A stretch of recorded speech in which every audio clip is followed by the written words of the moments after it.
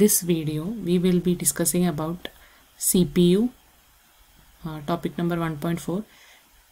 Under that, basic components of CPU will be discussed.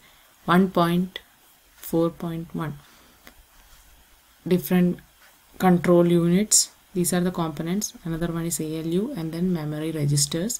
Inside control unit we will be seeing the block diagram, and then inside memory registers we will be seeing the working of CPU and memory, also with a block diagram and example. So this topic will be covered in this video. Okay, let's go to the video.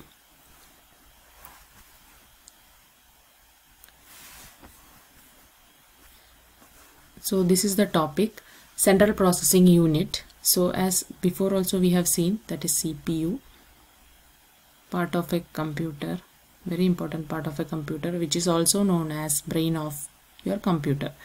So whatever instructions are given to the computer will be executed with the help of CPU. So let's read what it is. CPU is the brain of your computer. This is because it processes or executes the instructions given to the computer. Any type of instruction given to the computer using any of the input devices has to be sent to CPU for execution. In a microcomputer, the CPU is based on a single chip called the microprocessor.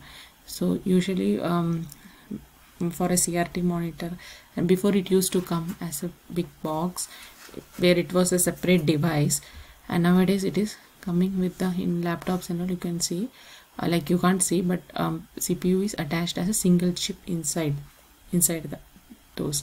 It's not an individual device as a CPU. So basically CPU, how it works? It works with the help of CU, ALU and MU, that is control unit, arithmetic and logic unit, and memory unit. So what are our definitions of these we will see in the next page.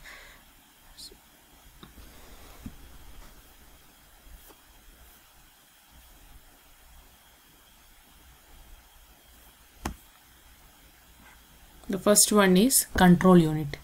Control unit, what is the duty of control unit? Is to manage the instructions given to the computer. You can see here, it is to manage all the instructions that are given to your computer. It coordinates the activities of all the other units in the system. How to carry out a program or instruction, like it will be managing all the things what has to happen once you get the input from the input from the user. It reads or interprets the instruction from the memory and transform them into series of signals to be executed or stored. It also directs the movement of these electronic signals between the memory and ALU or between CPU and input-output devices. So two things it will do. It directs the movement of the signals what are being given between memory and ALU. Okay, memory is one unit of CPU and ALU is another unit of CPU. So it just controls all those things, and also it controls the communication between CPU and input and output devices too. Okay, so it's involved in data and information transfer. Data and information, how the data is fed to the computer and it is converted to useful information, will be all taken care by CU, control unit. The user's program provides the basic control instruction. Conceptually, the unit fetches the instruction from the memory. So it will take whatever it need from the memory, decodes them and directs the various unit to perform the specified functions. So it also fetches data from memory if required. Okay, so control unit's basic functionality is take care of the signals or instructions or the input given to it. Control unit manages the instruction given to the CPU. Instructions given to the CPU. It manages the communication between memory unit and ALU, and also between CPU, the whole CPU, and from CPU to input or output devices. These are the basic functionalities of control unit. Next, let's see what is arithmetic and logic unit. This is the next component of your CPU. Arithmetic and logic unit. The name is very clear. What is the duty of this unit? As the name suggests, it takes part in arithmetic functions and logical functions operations. So arithmetic functions means which are the operations that involve addition, subtraction, multiplication and shifting operators. These all things comes under arithmetic unit. And also logical operations like which involves and, or, not. So you have to know what is the truth table, how it works for or, and not. So based on this, a particular decision will be made. Like for example, if you have statement 1 plus statement 2, so if it is and, it how it works, if it is or, how it works, and if it is not of any statement, how it works. So these decisions will be taken care by this particular unit, both arithmetic and logical instructions. Next one is memory register, and yet another component of your CPU. So CPU, in this one, to make some decisions, sometimes you have to fetch data from the memory too, and these are, computer uses a number of special memory units called registers. So these memory places or units are known as registers. Memory register is a sort of special storage area that holds the data and instructions temporarily for processing. So when the processing takes place, like if I want to add 1 and 2 for addition, so this memory unit may store my data as 1 and 2 somewhere, so that once I have to find out the, not me, it's happening inside your CPU by the arithmetic and logic unit. So since it is an arithmetic operator, this ALU helps it to do the calculation, and to store these datas and all, memory registers helps in those things. So once you get this answer as 3, also it also has to be stored somewhere in some address or some location.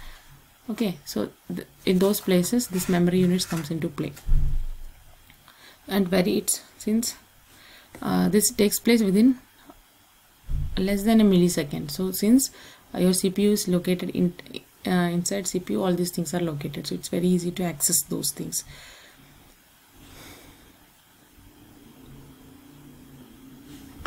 And you have to know what are these addresses. Addresses are similar to your addresses that you use for a house. So you have got different locations. These locations have different addresses. So for example, if I want to store 1 and 2 somewhere for the arithmetic operator, 1 and 2, and then I have to do some operation as plus or whatever, and my data is 3. So I need all these locations for storing some kind of information, and all these locations have one or the other address. Like my address may be like this. Okay, so some kind of address will be stored. So these all the locations will have an address. Like every house will have an address. So same way, these locations also have addresses, and these are unique numbers. Unique means all are different from each other. No confusion will be there. You will not have a confusion within them, or repetition or duplication between them. So all are unique numbers, and it can be compared to any post office mailbox, like any home's address, or you have a different address for each person's house. So that can be an example, or you can compare it to that.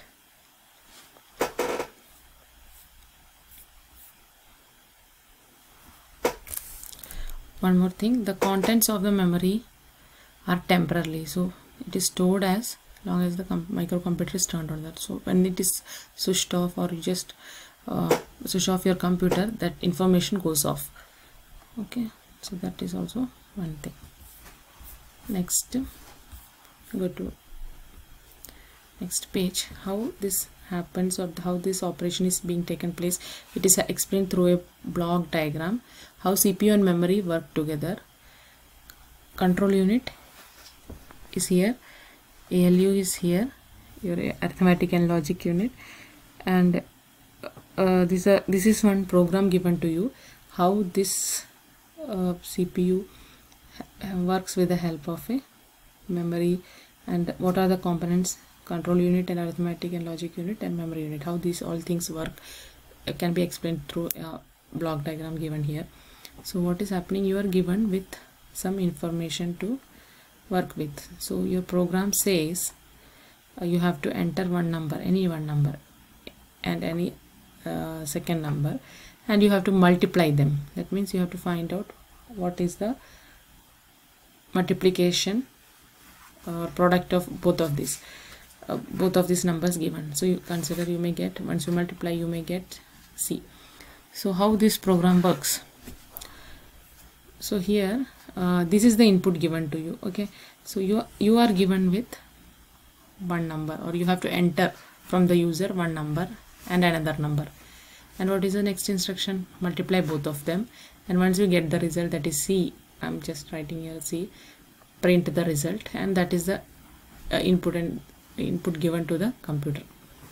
Okay, so as soon as this information pass on to your computer, what happens? This is the program. As in the previous thing it is told software, this program is given to your computer. As soon as it is given, it goes to control unit. This control unit decides whether to give it to ALU or not, like what are the things has to be done here. So since it sees this multiplication and all, it just sends it to arithmetic and logic unit, since it has that multiplication or product thing.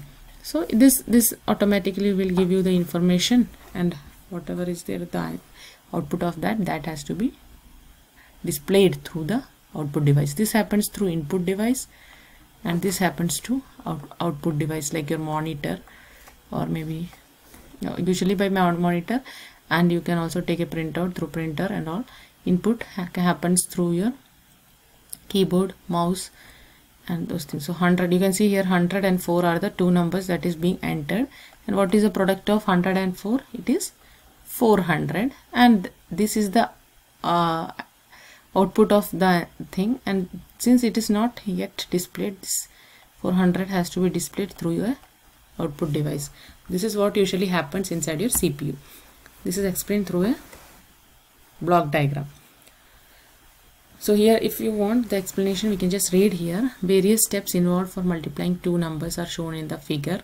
Let us take an example how it works together, both CPU and memory. The control unit recognizes that the program has been loaded into the memory.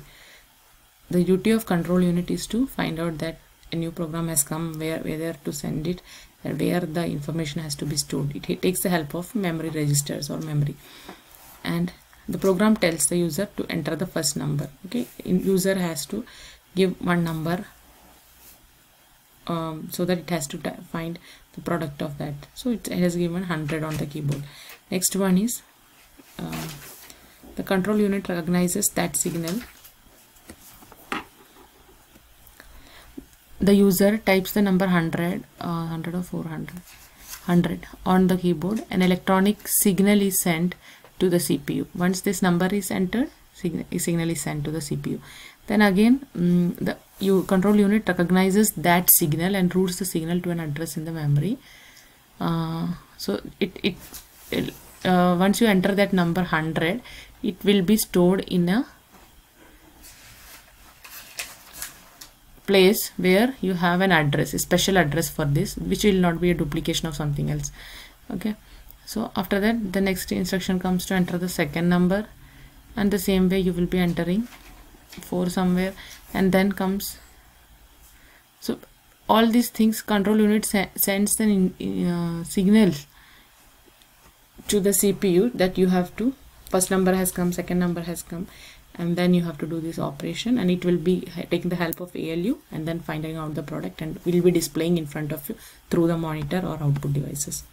Okay, this is the usual function that happens.